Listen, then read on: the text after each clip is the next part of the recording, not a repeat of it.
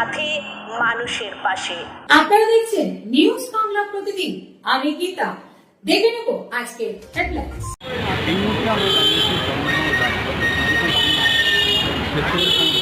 তাদের আজকে একটা মৌন মিছিল। আপনারা জানেন কাশ্মীরে যা নির্যাতনের ঘটনা ঘটে পুনরাবৃত্তি না ঘটে এবং তারা টোটালি ভাড়া আক্রান্ত এবং সারা দেশে যেভাবে এইরকম ঘটনা চলছে একের পর এক, এর আগেও ঘটনা ঘটেছে, অতীতেও ঘটনা ঘটেছে, এখনও ঘটনা তার শান্তির কামনা বার্তা দিতে আজকে শুরু করবেন রাজপথে চন্দননগর ফটোপড়া থেকে চন্দননগর স্ট্যান্ড পর্যন্ত তাদের একটা মোমবাতি মিছিল এবং এই বার্তা দিতে জীবনে এই ধরনের আর কোনো ঘটনা না ঘটে তার একটা বার্তা দিতে চন্দননগর থেকে বিভাষী মল্লিকের উপর নিউজ বাংলা পরিবার।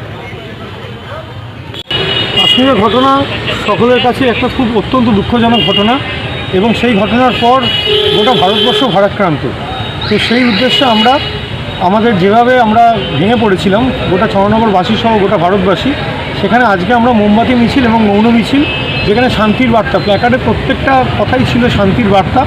সেই শান্তির বার্তার মাধ্যমে আমরা চেয়েছি যুদ্ধ নয়, শান্তি চাই এবং সন্ত্রাসের বীজটা ধ্বংস হোক, কারণ বীজ ধ্বংস হলে সেই বীজ থেকে আর গাছ হতে পারে না।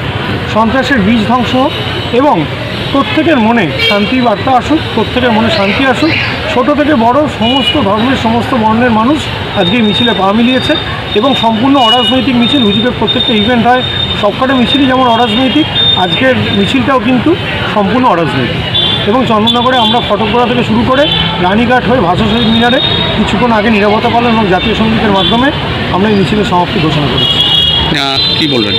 ঘটনা ঘটার পর আমরা প্রচণ্ড রকমভাবে ভারাক্রান্ত ছিলাম এবং আমাদের প্রস্তুতি পর্বের জন্য কিছুটা হয়তো আমাদের দেরি হয়েছে, কিন্তু আমরা চেয়েছিলাম প্রথম দিন থেকেই, যেদিন ঘটনা ঘটেছে প্রথম দিন থেকেই আমরা চেয়েছি যেন শান্তির বার্তা আসে এবং এইভাবে যেন অকালে প্রাণ না চলে যায়। মানে যেভাবে প্রাণ চলে গেছে, যেখানে একটা ড্রিম জার্নির থেকে সেটা একদম লাস্ট জার্নি হয়ে গেছে অনেক মানুষের কাছে, সেরকম যেন আর কারুর না হয়। আর কারুর স্ত্রীকে যেন এইভাবে ওইরকম ছবি যেন আর ভাইরাল না হয়, যে কোনো স্ত্রী তার হানিমুনে গিয়ে তার হাজব্যান্ডকে জড়িয়ে ধরে, তার ডেড বডিকে জড়িয়ে ধরে যে ছবিটা তুলেছে, ওইরকম ছবি যেন চন্দননগর সহ ভারতবাসী বা গোটা পৃথিবীবাসী আর না দেখে কখনো। কাশ্মীরের ঘটনা সকলের কাছে একটা খুব অত্যন্ত দুঃখজনক ঘটনা এবং সেই ঘটনার পর গোটা ভারতবর্ষ ভারাক্রান্ত। তো সেই উদ্দেশ্যে আমরা আমাদের যেভাবে আমরা ভেঙে পড়েছিলাম গোটা চন্দননগরবাসী সহ গোটা ভারতবাসী, সেখানে আজকে আমরা মোমবাতি মিছিল এবং মৌন মিছিল, যেখানে শান্তির বার্তা, প্ল্যাকার্ডে প্রত্যেকটা কথাই ছিল শান্তির বার্তা। সেই শান্তির বার্তার মাধ্যমে আমরা চেয়েছি যুদ্ধ নয়, শান্তি চাই এবং সন্ত্রাসের বীজটা ধ্বংস হোক, কারণ বীজ ধ্বংস হলে সেই বীজ থেকে আর গাছ হতে পারে না। সন্ত্রাসের বীজ ধ্বংস হোক এবং প্রত্যেকের মনে শান্তির বার্তা আসুক, প্রত্যেকের মনে শান্তি আসুক। ছোট থেকে বড় সমস্ত ধর্মের সমস্ত বর্ণের মানুষ আজকে মিছিলে পা মিলিয়েছে। কি বলবেন? এর আগেও তো অনেক জীবন হানি হয়েছে। মানে বলার কিছু নেই। যখন দেখছি যে হঠাৎ করে মানে এরকম যেটাই খুলছি সোশ্যাল মিডিয়ায়, মানে যাই খুলতে যাচ্ছি না কেন সঙ্গে সঙ্গে মানে কয়েকদিন ধরে 7 থেকে 10 দিন ঘটনার 7 থেকে 10 দিনের মধ্যে শুধু খুলছি আর এই ধরনের খবর, মানে এটা তো জাস্ট নেওয়া যাচ্ছে না। মানে আমার সত্যি কথা বলতে আমার মানে এতদিনের অভিজ্ঞতা, এতদিনের মানে এত নৃশংস ঘটনা মানে এর আগেও ঘটেছে, আমি বলবো না যে ঘটেনি, কিন্তু মানে অনেক বছর পর, বহু বছর পর এরকম ঘটনা মানে ঘটলো, যেটা মানে একদম নেওয়া যাচ্ছে না, মানে আর সহ্য করা যাচ্ছে না।